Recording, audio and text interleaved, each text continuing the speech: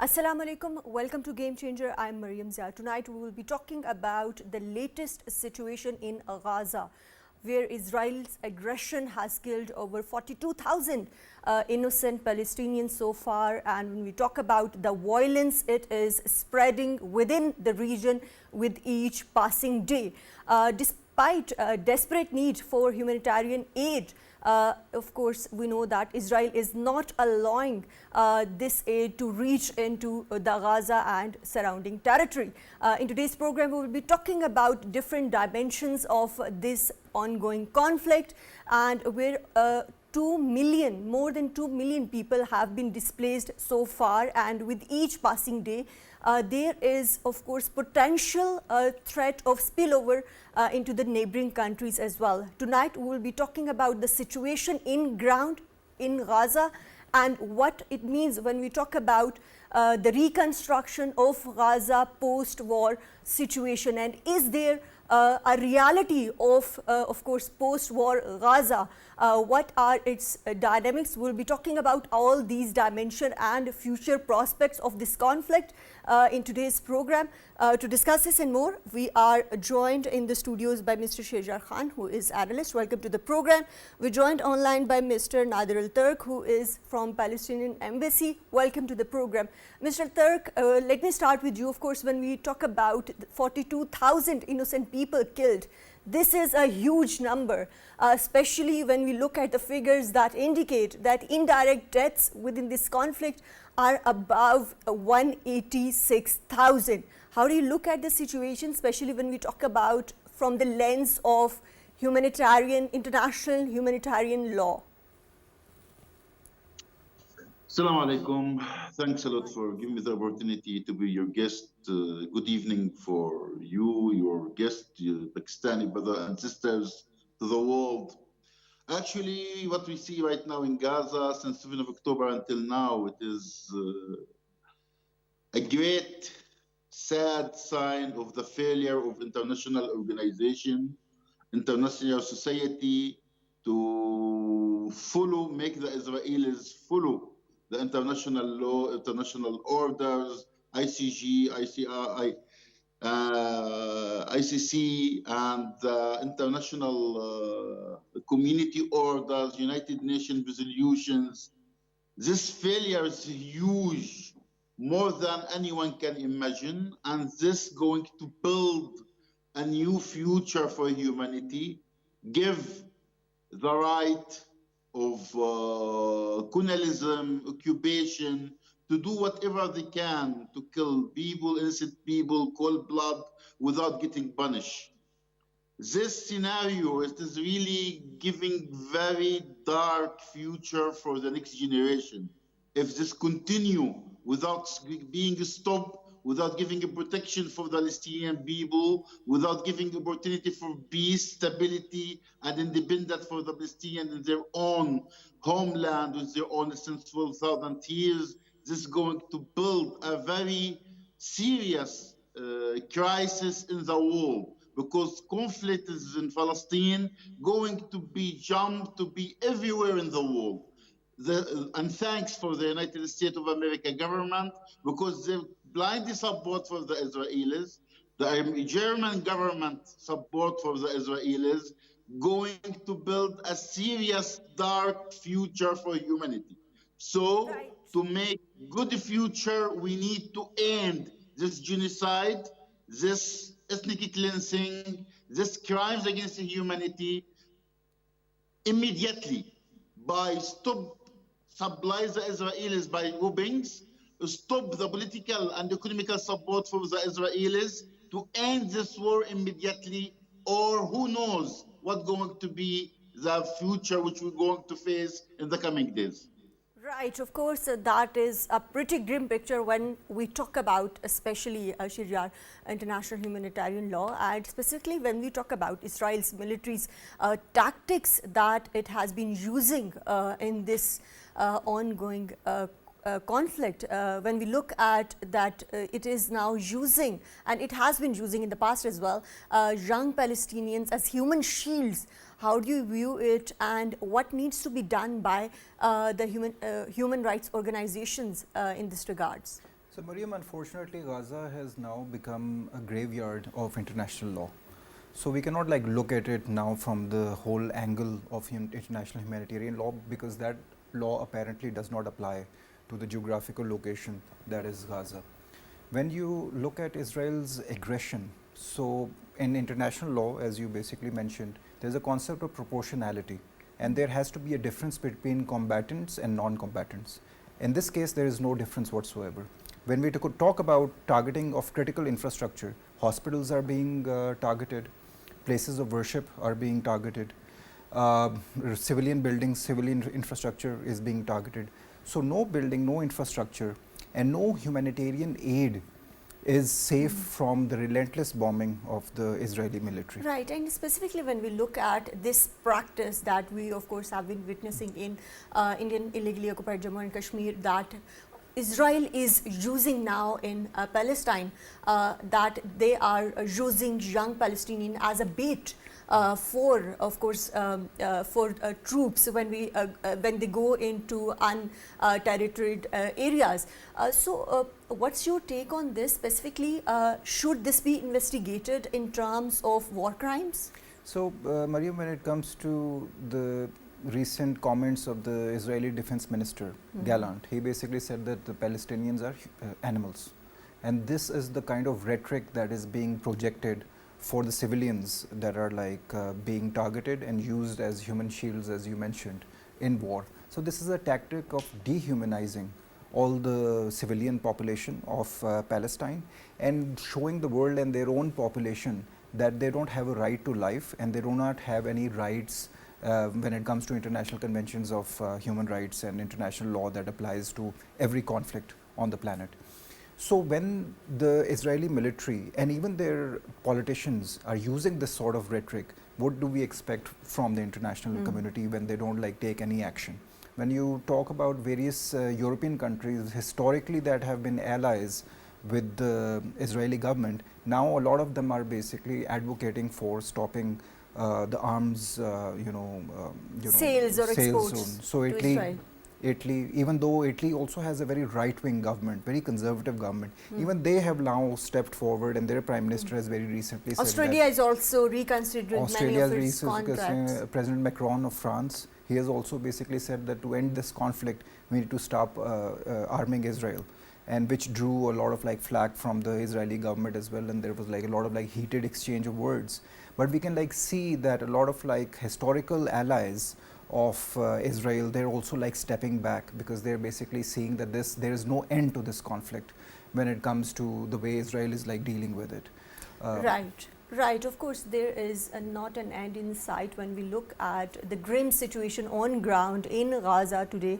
But Mr. Turk, when we look at the situation, specifically with the recent developments and the assassination of Hamas's leader, Yahya Sinwar, many of the Western commentators or leaders are of the view that it might be a turning point when we look at this conflict. What's your take on this? Or this is another tactic to prolong the ongoing violence in the region? First of all, Mr. Sinwar, he is only one out of more than 40 million Palestinians. He is one of 2.3 million in Gaza. So how become that one person is a reason for peace or war? This is actually a sad joke, to getting excused to kill more and more Palestinians. And right now, actually, the Israelis plan, it is not Sinwar, not Hamas, not Fatah, not any movement, not the Palestinian fighters in Gaza. The Israelis plan from day one of the establishment of Israel as a state after looting our homeland in 1948 until now, is transfer displaced Palestinians out of their country. So 7th of October become other excuse to do that, to continue genocide, continually making Palestinian people starving to death, stop the humanitarian aid to Gaza people, to destroy infrastructure, destroy the buildings, destroy their homes, to be sure that there is nothing in Gaza support the continuous living of the Palestinians there. So the Israelis right now following the plan of generals, Israeli generals, which is making a huge park in Gaza. And this usually the Israelis use it as excuse, as stage one, to displace people in that area by making it open park. Later on, it's become a settlement, Israeli settlement. They do the same in West Bank, do the same before in the borders of 1948, which become Israeli territories. So this is the Israeli plan: displace Palestinians out of their country. So in any other excuse, it is only excuse to continue killing, continue genocide, to continue crimes against the humanity, is continue breaking and destroy the international orders, international law, international organization resolutions. All of that only excuse to destroy, all of that to displace Palestinian people out of their country. First in Gaza, second in West Bank, third going to be the Palestinians who are holding Israeli citizen. Later on going to be the plan to establishing a greater Israel in the borders between the Nile River and Jordan and the Euphrates River in Iraq, Turkey, and Syria. This is the Israeli plan. This is going to be the future if we didn't have the courage to end these crimes immediately. This is going to be the future. Right, of course, that is pretty grim picture when we talk about the ongoing violence in the region. But coming back to the on-ground situation, especially when we talk about it from the lens of humanitarian crisis unfolding in Gaza and the neighboring areas with each passing day, how do you see the situation of hospitals that are now struggling to keep up with the injuries, with the wounded, and with dead, of course, with the minimum resources. And of course, Israel is also not allowing the international aid to come in now. So how they are struggling to maintain this, and what kind of international humanitarian aid is needed at this point in time? First of all, we was having in Gaza about 36 hospitals working and serving our 2.3 million Palestinians living in Gaza Strip. Israelis destroy almost 32 hospitals in Gaza with the excuse that the fighters are using it to protect and using the civilians and the patients, the sick people, the injured people as a human shield for them. This was the Israelis' excuse to destroy all these hospitals. Just a few days before, they attacked the one hospital in north of Gaza. They killed many people there. They attacked the buildings in the north of Gaza when the people were sleeping at night and killed more than 73 persons, injured about 200, 300 persons. Because the Israelis, as I mentioned before, the Israelis block the humanitarian aid, the supply of food, electricity, gas, fuel, medicine, medical equipment since 9th of October 2023. We speak about more than 1 year.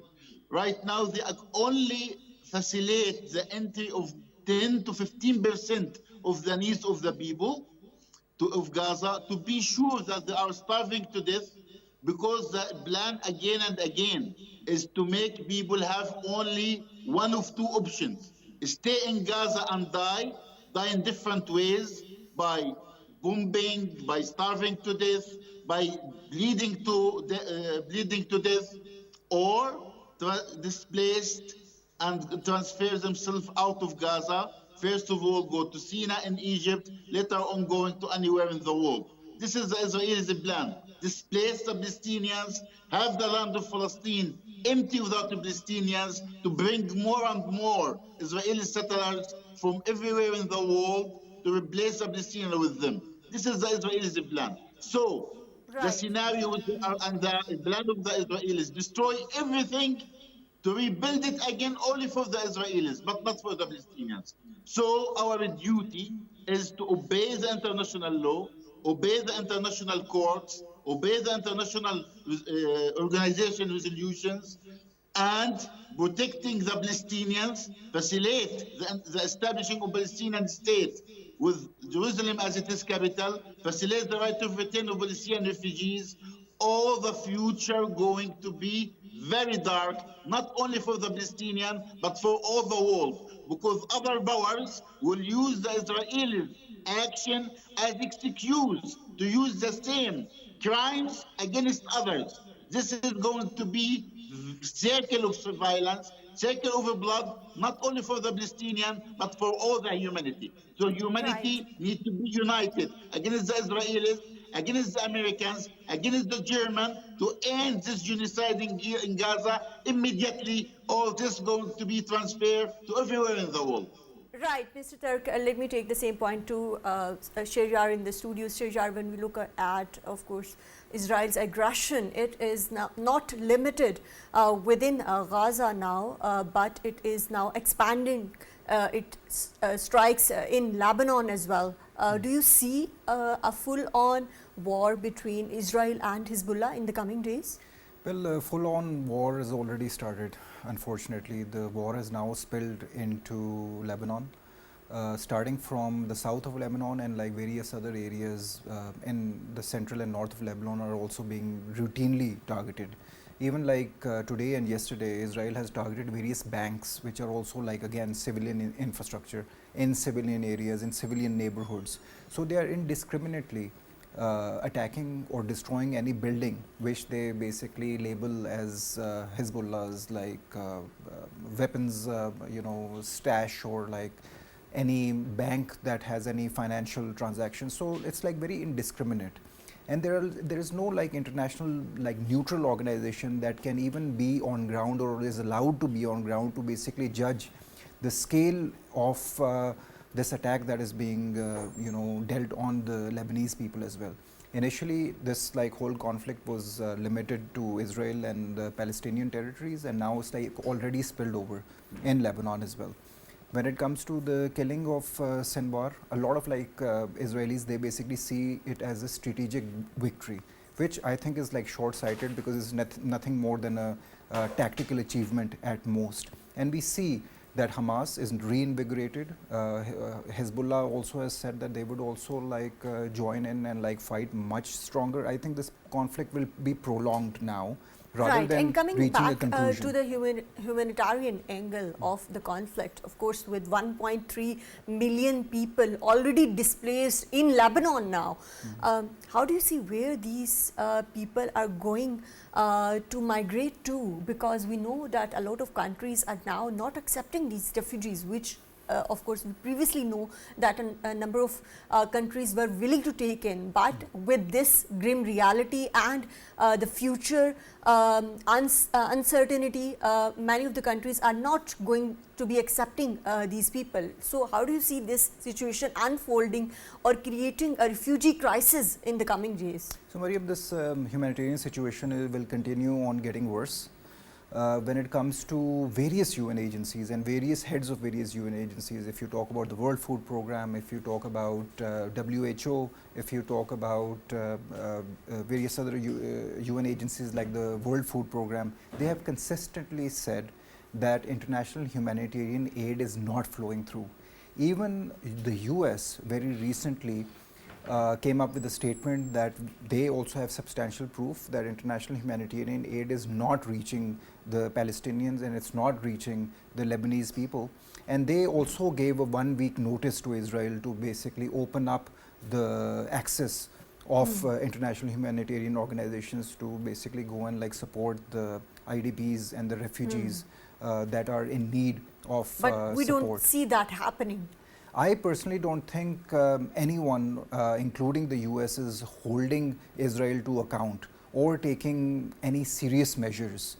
A lot of like European supporters of Israel are also, other than, as the Deputy Ambassador also mentioned, other than Germany, most of the European nations are also advocating for stopping any arms supplies to Israel now.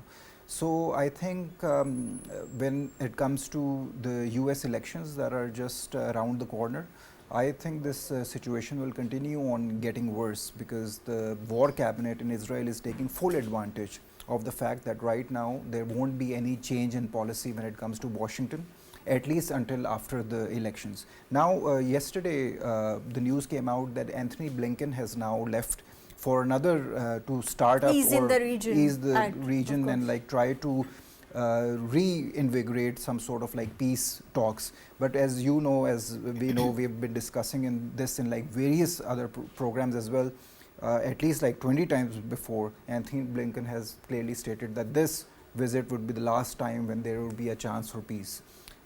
He basically sees after the killing of Zinwar that there is an opportunity for some sort of like ceasefire. I personally don't see it. It is another tactic to prolong the war. This will definitely be very prolonged. Right. And Mr. Turk, how do you see this situation, especially when we talk about the escalation of violence on part of Israel and of course on Gaza? How do you see the role of other actors within the region, especially when we talk about Syria or Iraq?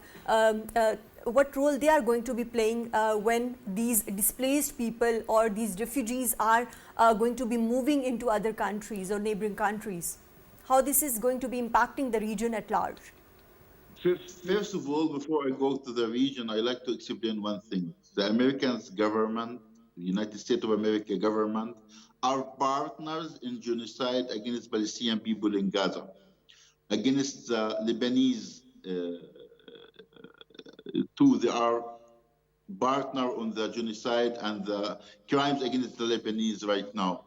This is so American speech about peace, about ceasefire. It is only to buy more time for the Israelis to continue the killing, to continue breaking the international law, continue destroy the future of humanity, of peace and stability. This is the Americans' plan. This is because the Americans are completely involved to the nose in this genocide, in this war against humanity in Gaza and in Lebanon right now. So whatever the American leadership give one month's notice, who going to follow? If the notice going to be finished actually after the election of the new president.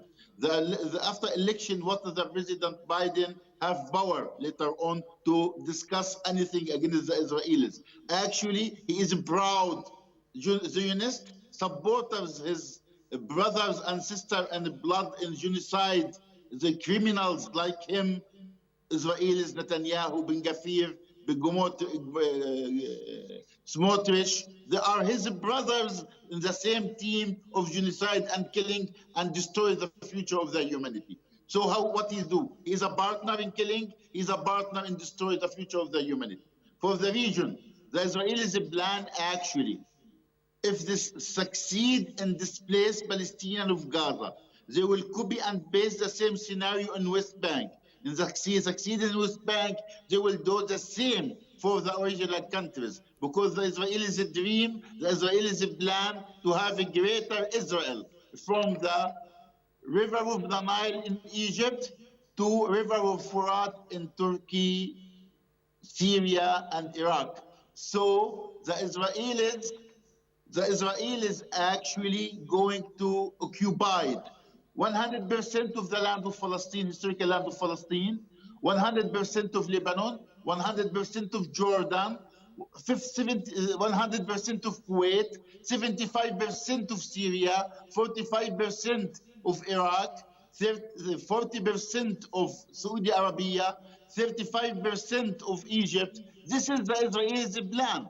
They will going to extend their crimes, extend this war to all the countries in the regions, all the people of the regions. According to that, I repeat again, humanity needs to be united against the United States of America government, against the Israelis, against the Germans government, which is the foreign minister of Germany going out, support the genocide, support the right of Israel to kill all the Palestinians, to support the crimes against humanity. These crimes need to be ended. The international law, international resolution need to be obeyed by everyone in the world, to have better future for humanity? Or Right, of we course. going to be sad if there's a next dark future? Rightly said that it is very important for all the countries, especially Israel, to obey the international humanitarian law. But of course, we have been witnessing in the past that it has become irrelevant when we talk about specifically about this region and this ongoing conflict in the region. And earlier we discussed about how Israel's aggression has expanded into Lebanon as well. But when we look at the situation, it's not that large scale war at this point in time. Do you see a buffer zone could be established between Israel and Lebanon at this point in time to stop the spillover of conflict or violence? So, Maryam, there is already international forces under the whole umbrella of the UN that are present in the border, in the buffer zone. Under the UN umbrella, Under the UN of course. umbrella. So, international peacekeepers are already there, and Israel is also threatening them. And if we haven't discussed this, but Israel also basically made Antonio Guterres, who is the Secretary General of the UN, a persona non grata. So he is not allowed to enter Israel now. So when at one side there is this country which is now fast approaching a pariah status in the international community, and they're also putting the whole leadership of the UN into question. So we have to see that now no international organization, no international humanitarian law organization, International Criminal Court, there's the International Court of Justice. There are various other UN agencies, there are various international human rights law organizations, there are international think tanks who are basically looking at this whole conflict through a very close magnifying glass, and they have all basically said that this is continued genocide. It is a genocide that is the most televised in the history of the world. And of course, there is settler violence as well. We Settler cannot violence forget that as well. Exactly. And of course, the ruling of International Court of Justice, where it has, of course, said that Israel's occupying of West Bank, it has ruled that Israel's occupying of West Bank is illegal. What kind of action can or should international community take in this regard? So, Maryam, now the international community would definitely have to come together, and they would have to basically take a joint action. I think now the time for words and rhetoric, they're long past gone. We can clearly see that Israel has no intention of stopping whatsoever, and they basically, it goes in their favor, I think. The Israeli war cabinet right now is full of conservatives, and they are not going to stop even at Lebanon. I think they would also want to expand it to the greater region as well. So it goes in their favor because there is no accountability. There is no international organization that wants to step up, but then again, international organizations do not have the means or the forces available to put a stop physically to the Israeli aggression. And that, of course, arises the question of US support, continues not only military support but intelligence support as well to Israel. How do you think that this support has evolved over the passage of time, especially over this past 1 year, and how it has shaped this violence or this war in the region? So unfortunately, Maryam, the way I basically see things, I think the support for the US has been the single largest factor of Israel basically continuing their aggression. Why? When it comes to rhetoric, there's a lot of talk about international law and upholding international law, but when it comes to practical support that the US has basically provided, when it comes to providing them with ammunition, with the latest state-of-the-art technology, now they've also given them anti-ballistic missile technology as well. And there are also discussions that there are also troops that the US has basically sent to basically operate those anti-ballistic systems as well. Then there's a lot of discussion on joint operation to basically attack various military installations in Iran, which would definitely put this whole region at risk. So when it comes to the way the US has handled the situation, but at the same time, we cannot forget that there have been instances where US has, of course, stopped Israel for going into full aggression against maybe Lebanon or Iran. How do you view that? I don't see any practical proof of that coming to the foray. Unfortunately, the way the US is supporting, it's putting the US and its whole credibility at risk in front of the international community, because we have like two conflicts to basically judge on how the Western hemisphere is like looking at these conflicts. One is the way the conflict with Russia and Ukraine is viewed, and at the other side there is a conflict that is like 100 times worse, and every human rights convention has been trampled under the aggression of the Israelis, and the way the Western audience is dealing with that is just like plain hypocrisy. And this is putting the whole international order into question. A lot of like countries of the global south, a lot of like developing countries, the way the rising superpowers like China, Russia and Brazil and a lot of like these other countries, they are basically now talking about the overhaul of the international order as well. And in that new international order that everyone is talking about, the credibility and the moral standing of the US has been greatly impacted by the way they have like supported Israel. I personally think that even the US elections would be very affected by the way the Democrats have basically handled this situation right now. We also have to like keep in mind that if the Republicans basically win, and if they basically take advantage of the fact that the progressives, the youth, the young voters of the US and also the Muslim voters in the US, they would definitely not want to stand right now with the Kamala Harris camp. Right, and they are going to be sitting out this election. They will be rather they would like be going with the third power, which is very progressive. Right, but that is for another discussion. Let's discuss, of course, humanitarian situation on ground in Gaza. Mr. Turk, when we talk about UN, of course, it has said that 83%, more than 80% of humanitarian aid is being stopped from entering Gaza. What can international community do to address this issue of blockade? First of all, it is optimistic when you have said that 17% of humanitarian aid received by Gaza people. Actually, it is more or less what they are received. We speak about 2 million Palestinians displaced from their homes, live right now on 10% of Gaza Strip. They lost 90% and they live over about 10% of Gaza. Gaza people, their houses destroyed. Most of them live in tents. There is no hospital. There is no medical supply. There is no food. There is no clean water supply. There is no fuel. There is no gas. They are going back to the middle senators. I hope this is not going to be continued for a long time. How they're going to get back to their own homes to rebuild their future, their life for the next generation. But to do that, we need the international community. The Israelis right now, before I speak about that, the Israelis punished the UNRWA, which is one of the agencies of United Nations, supply humanitarian aid for Gaza people and for the West Bank and for all the refugees in the region. And they mentioned Mr. Gordon. Right, Mr. Turk, unfortunately, we are pressed for time.